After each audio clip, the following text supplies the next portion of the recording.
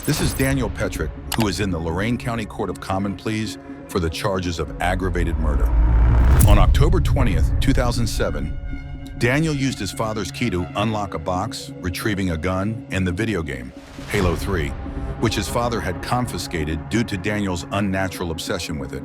He shot both parents, killing his mother, and severely wounding his father. Attempting to frame his father, Daniel tried to place the gun in his father's hand. After Daniel was arrested, you won't believe this is what he had to say while he was being interrogated by the police. Take me through today, everything that was going on. I was sitting in my room, and then my dad was just yelling, just screaming at my mom. My dad walked into his bedroom, and then walked back out. And then I heard a gunshot. I ran out there, and my mom had been shot. He pointed the gun at me. And then he said he was sorry, and then he shot himself. The police doubted Daniel's statement from the start because his sister, Heidi, and her husband gave a completely different account. When Heidi's father regained consciousness, he gave a more detailed account of how the events unfolded. My mouth, my jaw, just all kinds of stuff. I couldn't stop thinking about what happened that night. And the more I thought about it, the more I wanted to kill him. The 16-year-old is being charged with aggravated murder, attempted aggravated murder, and tampering with evidence. When Daniel appeared in court for his sentence hearing, his defense attorney, James Kersey, gave an excuse for why Daniel committed the crime. The video games and the reality of shooting somebody, in his case, was blinded. It was merged. He had left playing video games. He then went home and didn't realize, had no thought during this process, during the time he was blinded, that his parents might be dead. They might never come back.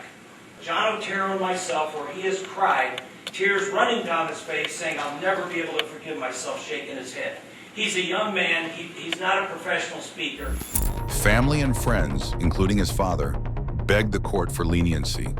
Overwhelmed by their support, Daniel broke down in tears. It's our day. It's very emotional.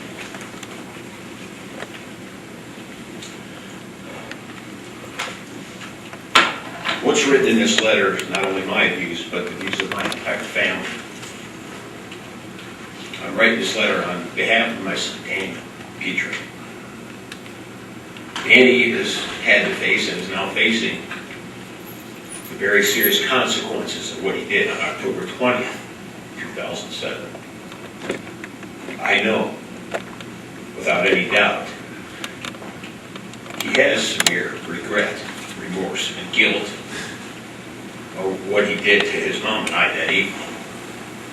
I can't count the number of times he has told me that he is so sorry for what he did and he'll never be able to forgive himself. I can also count the number of times he has told me that he is so happy that I survived and so glad to still be able to see me. He's told me that numerous times.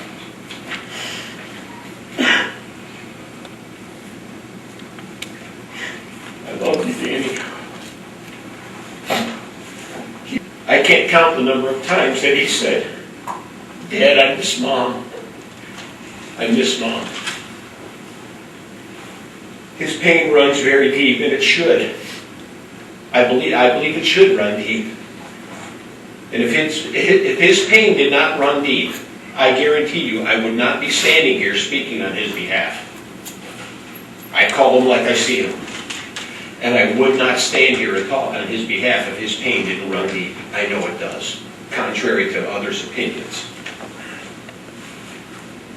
So I'm asking the court on Danny's behalf for a lenient sentence. Because Danny does have remorse and regret. Daniel was sentenced to life in prison with the possibility of parole after 23 years. Daniel isn't the only culprit whose judgment was tampered down due to the mercy plea from the victims themselves. These are Christopher and Cameron Irvin, two brothers from an upscale Atlanta suburb, standing trial in Gwinnett County Superior Court for a brutal attack on their parents. On September 5th, 2015, Christopher, 22, and Cameron, 17, spiked their parents' meal with Xanax, hoping to knock them out. They then turned on the gas and lit a candle, planning to cause an explosion. When the plan failed, the brothers used a shotgun to attack their mother and repeatedly stabbed their father as he tried to fight back. Despite her injuries, their mother managed to escape and call 911 for help. Here's the chilling audio from her distress call. They're trying to strangle us and shoot us, and they put Xanax in our food, and they thought we were asleep. They tried to attack us. They beat me up. They beat him up. They're trying to kill us. The police arrived moments later and arrested the two brothers before they could successfully take the lives of their parents and were charged with aggravated assault and arson. After their arrest, Christopher was put in a separate interrogation room from Cameron, and his speech wasn't what anyone would expect. Never in my wildest dreams would I have pictured myself doing that. And that sorry doesn't begin to describe it, but... Christopher blamed his spiral on the relentless pressure from his parents to excel in sports, college, and the military. Cameron also had something very similar to say. Until about 14, my dad really didn't pay me any attention. After separate interrogations, the police allowed the two brothers a few minutes together. Left alone, they shared an honest and heartfelt conversation. We're gonna let you two see each other in a few minutes. You have bad to say. That's alright though. I love being bad. We fucked up, bud. But we fucked up together. I helped. Okay? You did not do that on your own. And don't try to take that on. I'm not gonna let you. Hopefully, when Mom and Dad are okay. They also briefly talked about their failed attack on their parents. That was really violent. That was what I didn't want. You really stabbed him, bro. I wanted to stop. You meant it. They finally talked about how the consequences of their actions would affect their future. We're trying to have our lives. Why didn't we think about this? We're sociopaths. I can't do anything but become a mom. Now, go to law school.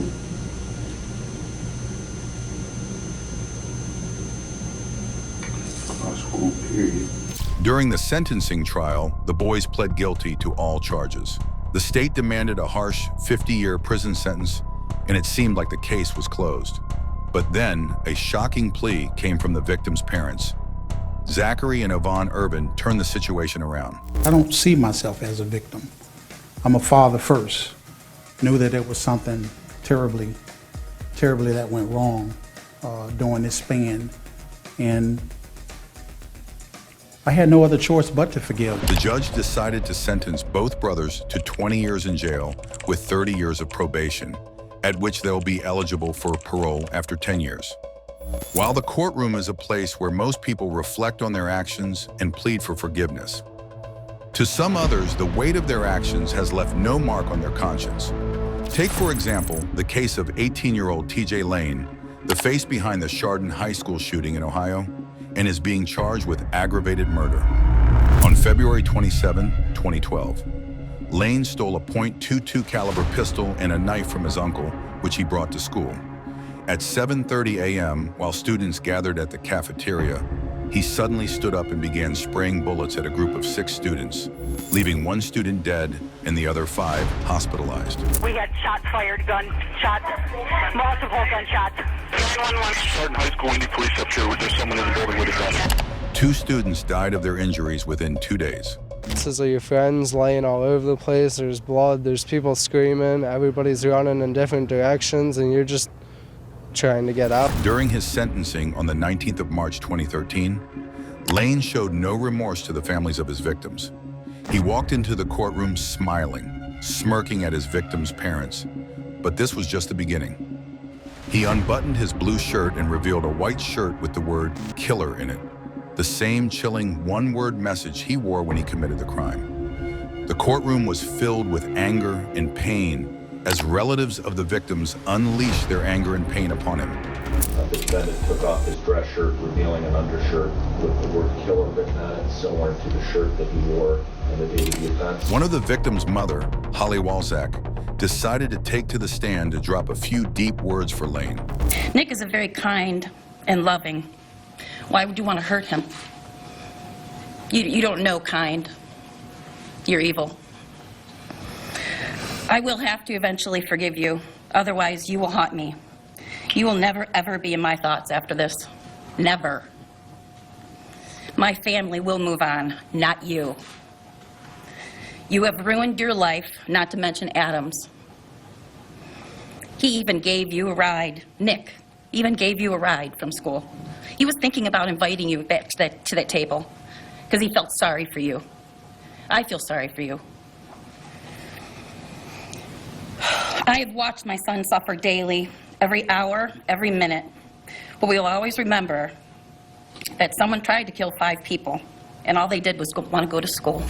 Lane looked unremorseful throughout Holly Walczak's speech and could be seen even smiling and smirking when he was asked if he had anything he would like to say to the victim's parents. His next action surprised everyone in court. Saying pull the trigger that killed your son, now masturbates to memory. Love you.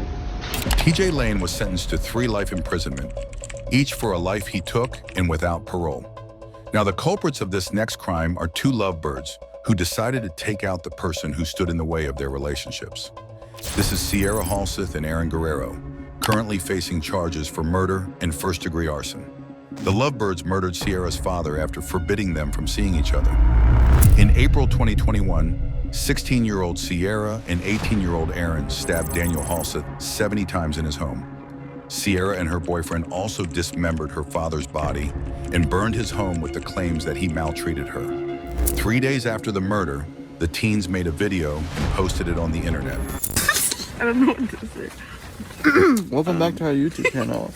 After Day murdering, Day 3 after murdering somebody. Wow! Don't put that on the camera. It was worth it. And we had sex a lot today. It was worth it. I got plenty of sex. So I was payment for doing it. And no bleeding this time. We got through that. We overcame.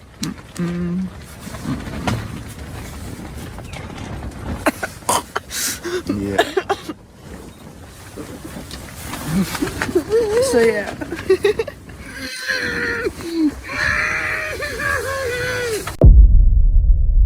Shortly after making the video, the police officer captured Sierra and Aaron in Salt Lake City, and they were charged to court. During the trial, Daniel's mother was still in surprise and a devastated state due to the vicious murder of her son by her granddaughter.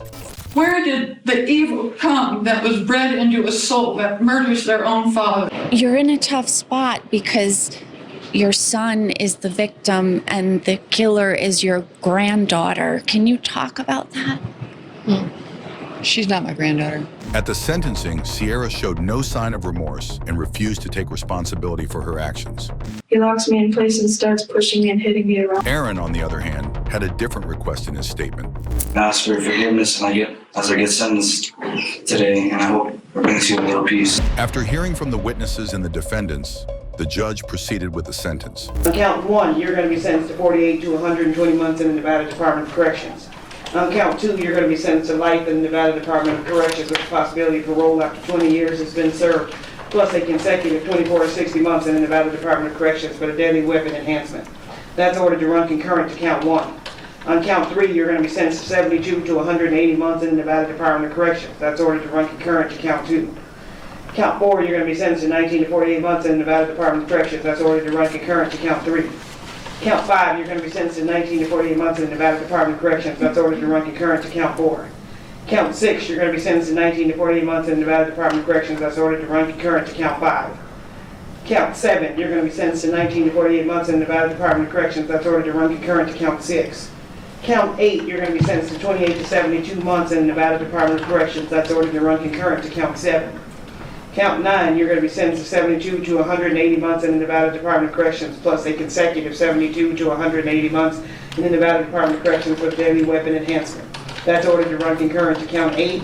You have 555 days credit for time served. That is a total aggregate sentence of life in the Nevada Department of Corrections with the possibility of parole after 22 years.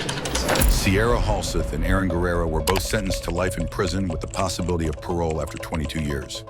These are Antonio Barbeau and Nathan Papa, the two friends in court for murder charges. On September 17, 2012, Antonio Barbeau and his friend Nathan Papa visited Antonio's 78-year-old great-grandmother, Barbara Olson, and brutally murdered her just to steal her cash and jewelry. When Antonio appeared in court and was asked to testify why he killed his great-grandmother. I tried to scare her to get money and then use force if needed. Okay. And when you say use force if needed, was there a discussion about what type of force you might use? An attack, I guess to kill. When asked to give an account of how the gruesome murder took place, he simply had this to say. She knew I was on the run and she said she was going to call my mom. What happened next? We got in and then I looked to Nate and nodded and shook my head as in yes or no. He nodded and then I took the first swing. Okay. And when you say that you took the first swing, is with the hand axe? Yes, sir. She started heading into the living room falling. And as she was falling, were there any more blows? Did you strike her again? I hit one more time as she was falling. At any point, did you not have the hand axe during this incident? Right after that, Nate took it and he used it, the blade side of it. To prove Antonio felt no remorse for his great-grandmother's death, the state attorney played a video of him lying to police during questioning. About, I think, 150. And where is that? Some of it went towards food, and then we got pizza, and then some of it went towards weed, which I think is actually still at his house upstairs, if he didn't get it yet. Specifically ask you if you knew what happened to her, and you told him no. Is that right? Yes, ma'am. You were lying, right? Yes, ma'am. Nathan Papa claimed he helped Antonio commit the murder out of fear for his own life. However, prosecutor Nathan Cross dismissed his story. I walked over to Miss Olson and hit her twice with that. I was scared. Why were you scared? That if I don't do what Antonio says, that he might try something on me. He didn't say, if you don't come over here and help me, I'm going to hit you with this axe, did he? No. He didn't make any threat whatsoever to you to get him to come over to help you. To help him, rather. No. Right? Right. But you went over there and helped him. Yes. Papa was sentenced to life in prison and would not be eligible for parole until December 2nd, 2043, at age 45. Antonio received the same sentence, but won't be eligible for parole until he turns 50.